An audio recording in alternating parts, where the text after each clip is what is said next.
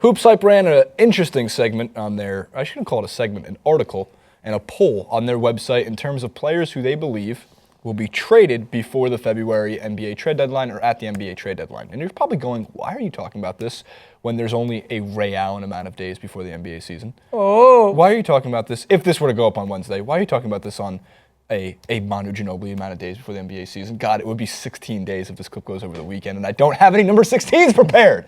I can never get this right ever, regardless. Before I have a breakdown on set, Francis, there's a couple names that stand out. The biggest of the biggest is DeMarcus Cousins. And he is going to be thrown out there all year long because if I were DeMarcus Cousins, based on how that organization has treated me, I wouldn't play. I'd play a game with a for sale sign around my head.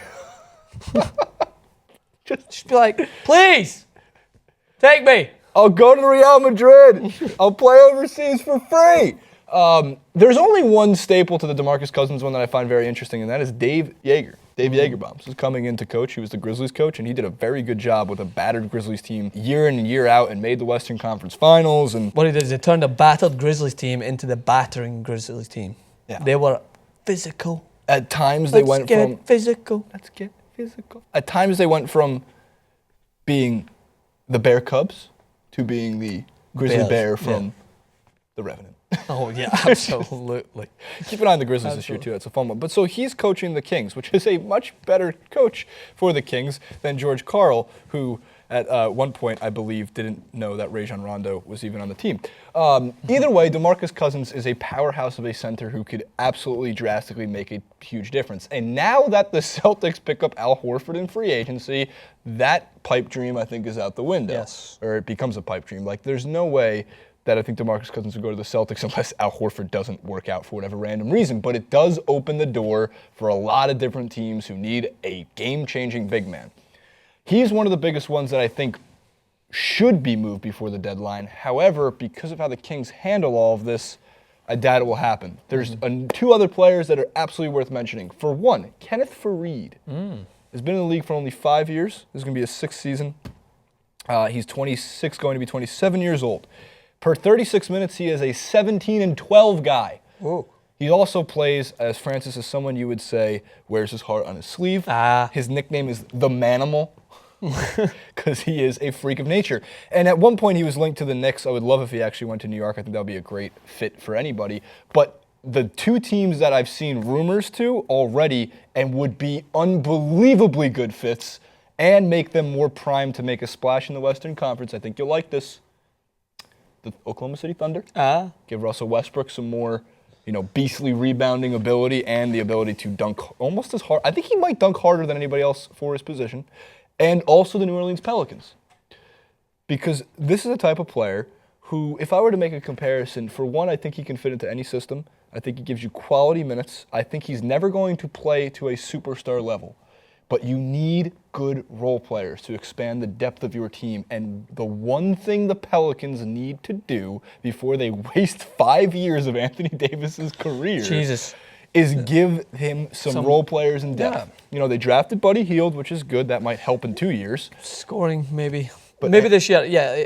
The thing about Anthony Davis is you want to, you almost feel like don't waste he's such a prominent player, and he's already well-rounded enough to be considered as going to be a great player in the league. So you need to utilize him. And he had injuries last season, and these things happen. But a guy of that size, that stature, that dominance already with that unibrow, you really need to take advantage of that. This is a question I was going to ask you, though. What about more prominent figures? So we have seen some of the biggest trades that have ever happened in the NBA happen this season. Kevin Durant going to the Golden State Warriors. How likely is it, if perhaps you see the Golden State Warriors running away with the Western Conference, that you could maybe see some big-name trades happening before the trade deadline during the season, such as I think someone like a BG? Who? Blake Griffin. Oh, a BG, a Blake Griffin. Ooh. Yes, I think that pending, that's actually an interesting one, because we did a clip titled, Will Chris Paul and Blake Griffin stay in LA next year? Will they both be there? Let's play hypothetical. What if the Clippers get off to an awful start? What if, by awful, I mean 500. They're just not playing to the ability that they can be. Yeah. You have Griffin, whose contract is, or I think a restricted free agent this summer, and Chris Paul is a free agent this summer. which, by the way, if you thought last year's free agency class was something, Steph and Blake and CP3, like, it's getting even crazier next year. So Blake Griffin's a very interesting one because he was also a guy that was constantly linked to the Celtics. Yeah. Because the Celtics have all these pieces. And now, this year, the Celtics have become the Thunder because they have draft picks and they have pieces that can be traded. They have young talent. Steven Adams is a tremendously, potentially great big man, and he's young.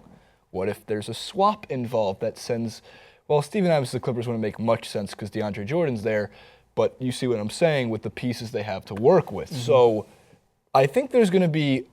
I think the Thunder, the Pelicans, and the Cavaliers are always going to be in play for big-name trades because at the deadline, those are teams that have a lot to work with. And, of course, when you have the power that those teams have in making a run, right? The Cavs are trying to make another title run and have a good chance of doing it. But as long as the Warriors are in play and the Warriors are playing well, like you mentioned, maybe not their record, maybe they're 20-12 through 32 games, maybe they're 15-15 to 30, but they're showing these flashes of brilliance. Oh shit. Yeah. Like they're showing like we should all be scared. Like type of things, like where if they have games where they're winning 140 to 80, which by the way, last year I remember watching them. I think it was against the Rockets. It might have been the Kings when the Warriors were up 88-44. Yeah. They doubled them in points. So, and again, just in a more conversational standpoint, I don't know if this will happen, but again, just looking at things, what I see from Kevin Durant is someone who's just literally shook up the league. Like, what are you doing? What are you doing with your life? Like to the star players, like Chris Paul. What are you strangling now? I'm strangling Chris Paul right now. You're strangling Chris Paul. Or I'm strangling Blake Griffin. I'm thinking to yourself, like, what he has done is he's showcased that you could be the league's MVP. You could be the guy that's crying, talking about your mom on the podium, how you had everything, and just be like, you know what? Fuck it. Fuck it all. I want to win an NBA championship. So the same thing, if you think that that's not resonating in the heads of some of these big players, you've got another thing coming. There's no doubt DeMarcus Cousins has got echoes in the back of his head thinking, I know I'm one of the best centers in the league, if not the best center in the league. What am I doing on the Kings?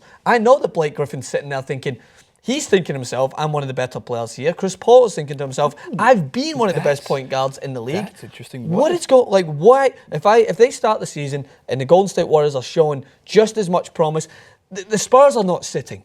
The Clippers are a team that I think are sitting. They're sitting ducks. I think they're waiting. They're being like, we've got some good players. We've got a great big man. The Spurs are ready. They're ready to The Spurs are like, fuck that. We're moving with the trend. We've got LaMarcus Aldridge coming in. And they picked up even a defensive liability at his old age, but Pau Gasol. They're bringing players in because Tim Duncan leaves. They're like, all right, shit, if he leaves, that's a big asset we're losing out. Let's bring in someone else to move. We've got Kawhi Leonard, who's already one of the best players in the league. What I see is that with the Golden State Warriors adding such a big name to strengthen their team, the biggest names on some of the teams that want to be the big name teams have to start thinking to themselves, is that what I want? And they might not want that. That's fine. They might want to be one of the best players to have never won a ring, who stays loyal to their team and wants to go along. But I think that is something that you could have attributed to Kevin Durant in the past. Big name, fantastic player, great guy. Just seems like a really upstanding, great person who loves his mama's boy. He's the like when they do like the rookie poll, he's like the favorite player by far. And then you think to yourself, that all to me sounds very similar to like a Chris Paul. Blake Griffin's very likable, not to the equipment man. Not to your equipment manager. So you made a couple good points. I think here's two trades that would make the NBA explode in February, like trade deadline madness. Chris Paul to the Spurs. God, it would be such a good fit. Tony Parker is limited. I know. I like Tony Parker, though. I like him as well. But I know you do, too. But the golden age. Let's be nice to him. No, I'm being nice. He cheated on Eva Longoria. Let's be a dick to him. You shouldn't be doing that, Tony Parker.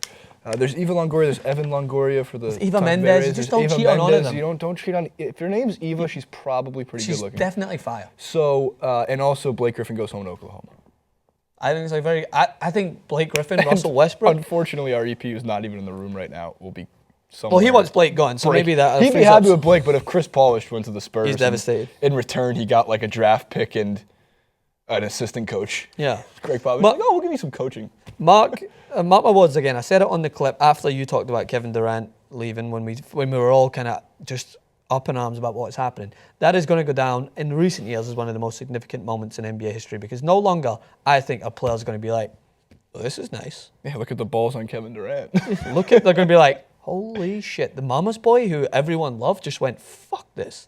I'm going to go and win a championship. And I think if you want to be one of those players that doesn't at least want to give it a shot, you're not going to have that held against you. But I think we can no longer sit and rest on laurels that loyalty is going to carry people forward, because people want to win championships. Loyalty's never been there when it comes to a franchise. People have their own narratives that they want to work out in their own heads, but it's not the reality sometimes. Let's comment below. Let's hit them in the comments. Once again, give me your hottest trade take before February. I mean, like scorching, like three-way deal: Kings, Clippers, Spurs. Chris Paul to the Spurs. Chris Bosh Parker to gets the cleared Kings. and goes to Chicago. Just joins. D Wade, Rajon Rondo. Bosh gets cleared and joins the Cavaliers. Oh, they got space?